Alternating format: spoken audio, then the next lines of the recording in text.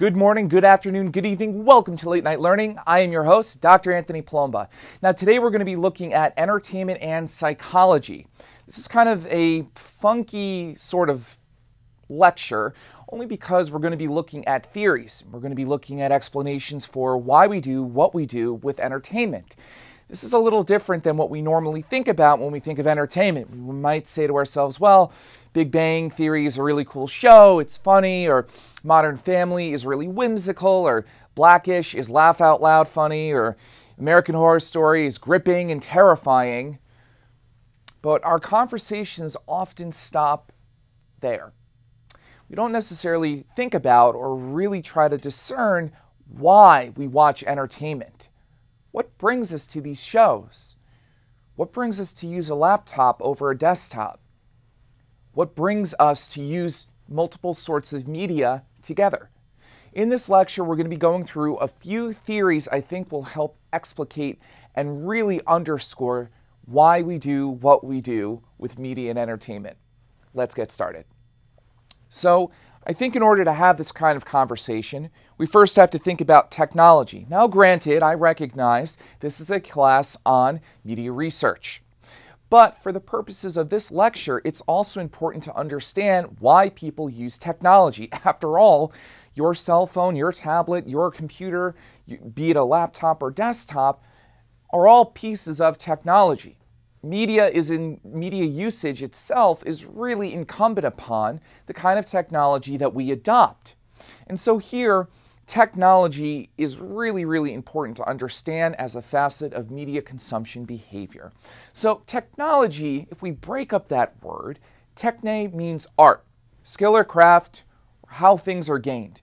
Logos, which is logic, which is some sort of logical utterance that is expressed within. So really, technology is this logical manner in which art, skill, and craft is gained. Technology is often looked at as progressive, that when we develop something new, it is progressive, it helps enhance the quality of society, it helps enhance the daily life of a consumer. And so technology inherently is always this forward-looking paradigm in which we are looking at gaps in our everyday lives and ways in which we can improve them, be it through developing a mobile screen, which is why the tablet was such a big deal when it was first introduced into the marketplace. Let's move along. So our motivations behind consumption. So now that we kind of have a sense of what technology is, now we can kind of start thinking about, well, what motivates us to use these pieces of technology to access content, to access TV shows, radio shows, film, video games, all of those things, even social media for that matter. So the first paradigm I'd like to introduce you to is the uses and gratifications approach. Uses and gratifications approach is technically not a theory, but for the purposes of this class, let's call it a theory. That's a whole other conversation that's reserved for grad students. But for the purposes of this class, let's just focus in on it being a theory.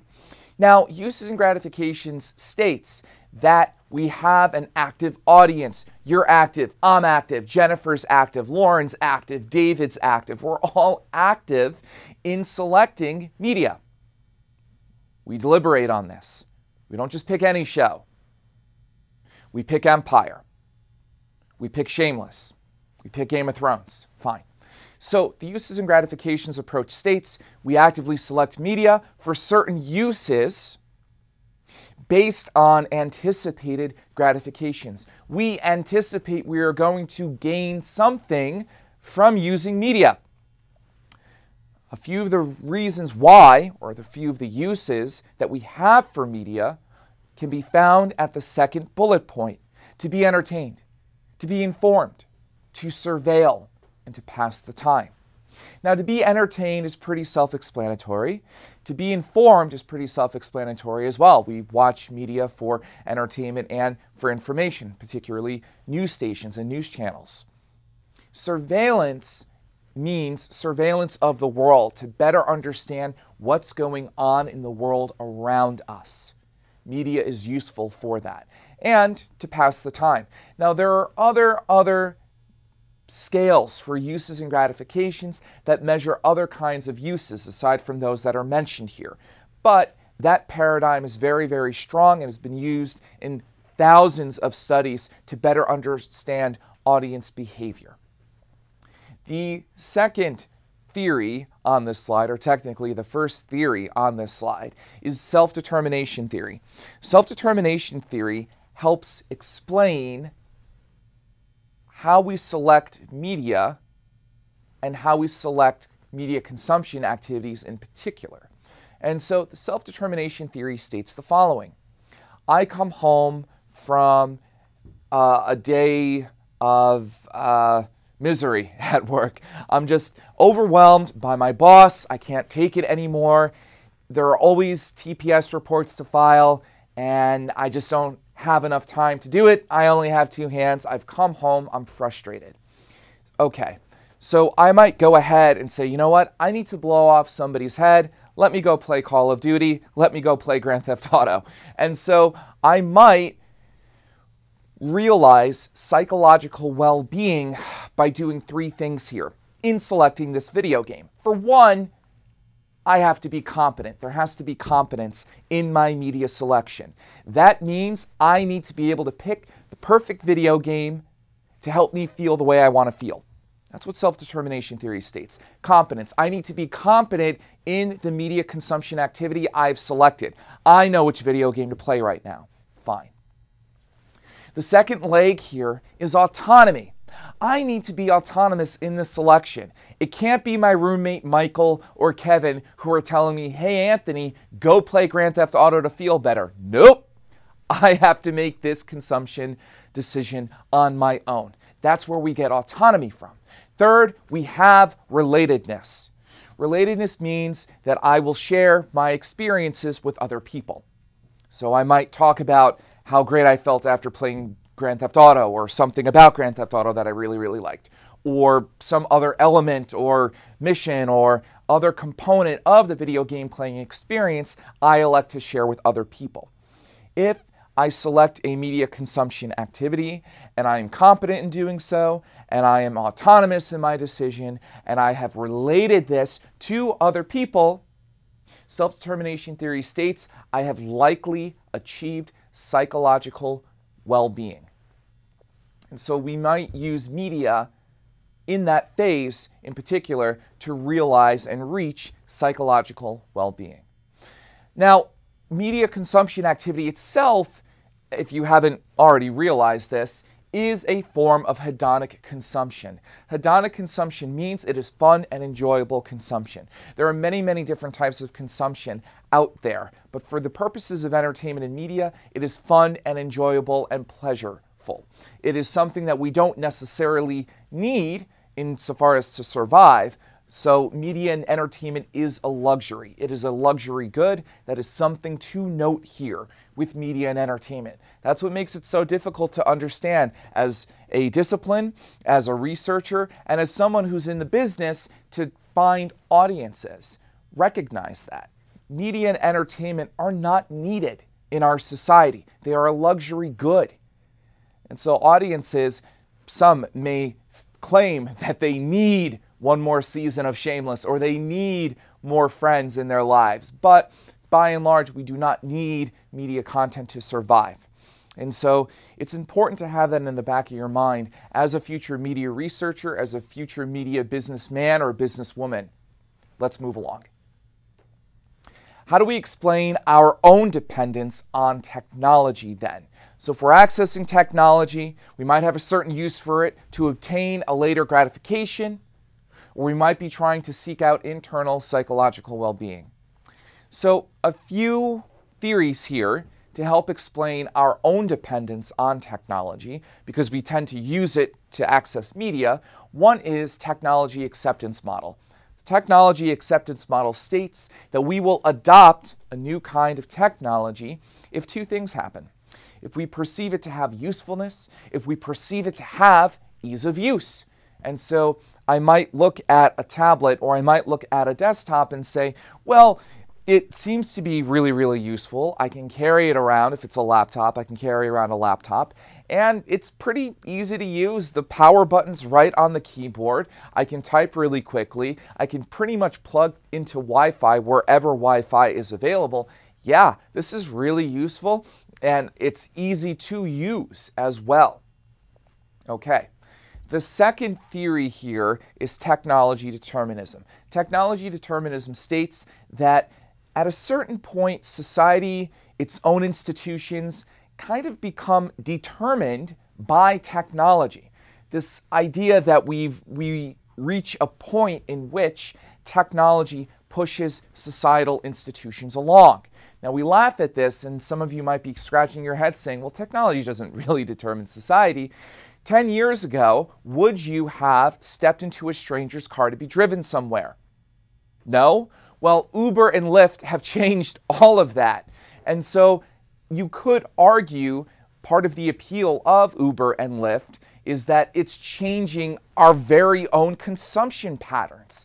Now it is okay to get into a stranger's car. The one thing your parents told you over and over again when you were little, don't talk to strangers. Don't get into strangers' cars. And now it has been changed by technology. This particular consumption behavior has been changed by technology. And now, if you and I are at a bar, we're feeling a little tipsy, we just get an Uber or Lyft. Simple, without question. That is a very new consumption behavior. It's a very new consumption behavior. And so technology, some scholars have argued, has come to a point in which it has pushed along societal institutions. The way that we think, the way that we consume things. Technology pushes and determines our own behaviors and frameworks for our institutions, government, education, healthcare, etc., etc. Let's move along. Diffusion of innovation model. Diffusion of innovation model is a wonderful model. It really helps explicate further how we adopt anything. And so if you are a TV producer, if you're a film director, if you are on an ad sales team or a public relations team, you might look at this chart to better understand how people will adopt your product or service. I like diffusion of innovation because it helps explain how technology is adopted. It even explains how some TV shows just get popular later on. Riverdale, for instance, took a very long time to get popular. Its first season was okay on CW, but it later got super popular because people actually found it on Netflix. And then they went back to CW to watch Riverdale. And so you could see here, and you can make the argument that, innovators and early adopters were the first people to watch Riverdale, and then as you move on, you get a greater chunk of the consumer population. But let's break down this chart before we go any further. I don't want to lose anyone. Okay, so the diffusion of innovation model. Innovators. Innovators are those people who are so interested in adopting the latest thing. I know that you have that friend who spent a day online getting the next iPhone. I know you have that friend who spent 10 hours to get a pair of Nike Jordans, the latest ones that came out. Those people can be placed into the innovators category. They're seeking to innovate. And so that means they're seeking the latest and greatest in technology. They're seeking the latest and greatest in understanding what's hot, what's new, what's fresh. They're not waiting for the bugs to be fixed. They're not waiting for any of that. They are readily adopting something. They are paying the highest price offered for an iPhone, for a pair of Jordans. Okay. Early adopters. Early adopters are consumers who wait a little bit more before innovators to get a better sense of what's going on with something that's hot or not. In fact, with early adopters, we often find a lot of YouTube influencers and celebrities. They tend to hang out here in early adopters, right? You might have Ryan Reynolds or, I don't know, Maggie Gyllenhaal. I'm kind of spacing out now with Hollywood celebrities. Catherine Zeta-Jones. You might have Cardi B, Nicki Minaj. You might have any of these influencers, PewDiePie, Markiplier, or celebrities hanging around in the early adopters phase because they are kind of the first ones, if you will, to try a particular product and sell it. So for early adopters, that tends to be your influencers who are starting to create buzz and awareness around a particular product or service. And, if it's for a new lotion, that's just coming out, you might have a few innovators that have already tried it, and then they may hire a Cardi B or a Leo DiCaprio or an Adam Levine from Maroon 5 to sell it, right? To kind of do that infomercial or to sell it online or what have you. Then we move along to the early majority. The early majority tends to listen to early adopters. So early adopters might be your celebrities, your influencers, as I mentioned earlier. Early adopters get in line here to make purchases and to adopt the product or service after hearing information from early adopters. Fine. Late majority probably waits about 6 months to a year before they wind up adopting the product or service. And so they're kind of dragging their feet a little bit. They want to hear from the early majority, but the late majority cannot be swayed as easily as the early majority. Note that. The early adopters or the early majority are able to listen to the early adopters. And so the early majority are able to listen to the celebrities, right? The early adopters. And so if Leo DiCaprio or if a George Clooney is selling a lotion, let's say, or is selling gym fitness equipment, they are in the early adopter phase. The early majority are likely to listen to these influencers. But the late majority, not so much. If you are trying to reach the late majority, you'll have to figure out a different kind of tactic. Often, late majority people want to hear about ingredients. They want to hear about actual benefits from the product. They're not so easily swayed by some celebrity that comes in to try to sell a particular product. It doesn't work at that point. They're a little bit more pessimistic. They're a little bit more skeptical as well, pardon me. And so if we look back at that chart, we can see the last portion here are laggards. Now, laggards are people who really are only inclined to adopt a new product or service when it's absolutely necessary, when they absolutely have to do it in order to be a part of society, when it's absolutely necessary to plug in with the rest of the world, when it's absolutely necessary to function in daily life. You need that particular technology, product, or service. And so you can think of your grandparents, grandmothers, grandfathers who had to be, basically dragged to the cell phone store to adopt smartphones, right? Because for them, they probably only began using smartphones when it was absolutely necessary. So your laggards are people who are the most resistant to change, who are the most hesitant to change, and may or may not adopt a new product or service, but if they do, it is because it is absolutely necessary.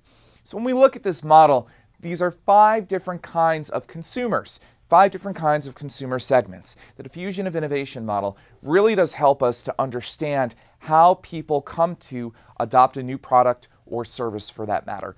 In the entertainment field, it could be adopting a new piece of technology to watch a TV show or a movie, or it could be a TV show or film itself. It's possible that some TV shows may actually have a raise or a boost after season 2 or season 3, while certainly other TV shows might peak at the first episode of the first season, and then they may hemorrhage viewers as the season wears on and as the series wears on. Let's move along. Exposure to content. What we have here are a few rappers, Post Malone, Cardi B, and Lil Pump. And so when we look at these rappers, some of us might be groaning and saying, ugh, what are these people doing on my slide? They're kind of gross. They're kind of overrated. They're played all the time. I can't stand them. We have this all the time, though, with music, don't we? We might listen to something and we might, listen to Post Malone's, Better Now or anything like that. or Cardi B's I Like It Like That, and we might say to ourselves, you know, this song is all right. I mean, it's kind of obnoxious. But you listen to it a second time, and then you listen to it a third time, and then you listen to it a fifth time, and then before you know it, you're playing it in your car, you're blasting it, and you like the song. But you say to yourself, well, wait a minute though, I did not like this song. I remember the first time I heard it, I couldn't stand it. Now I'm listening to it, and it's fine. That effect is known as the mere exposure theory, or effect.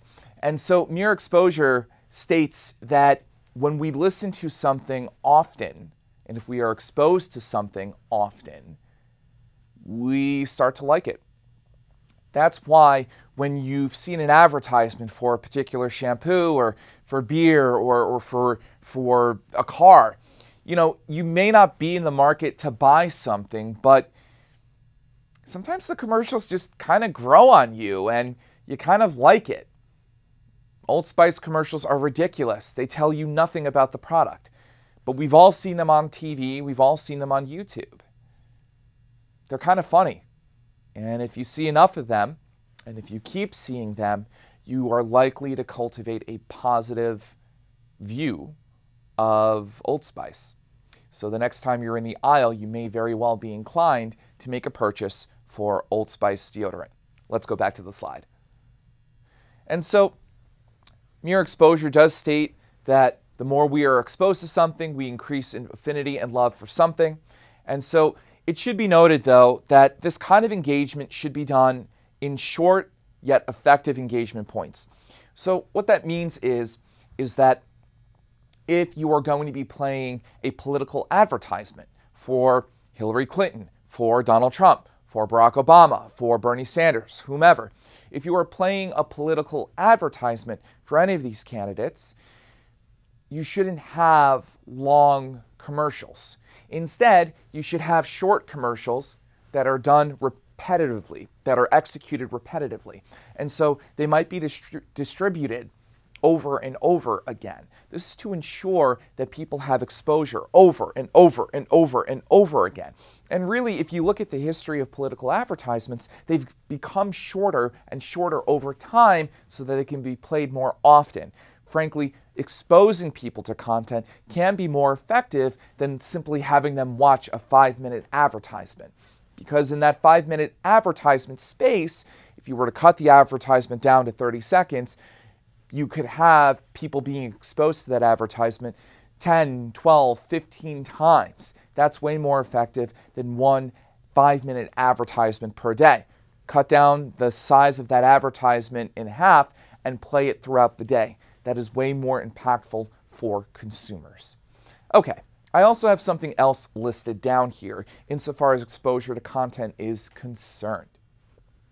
If we think of Pavlov's dogs, which some of you might have heard of, it is related to classical conditioning, which is the other bullet point I have down here. Pavlov was a Russian psychologist, and so he was very much interested in understanding how stimuli could be conditioned. And so taking an unconditioned stimulus and a conditioned stimulus and placing them together to create some sort of association. And so famously, Pavlov conducted an experiment in which he used dogs. And so the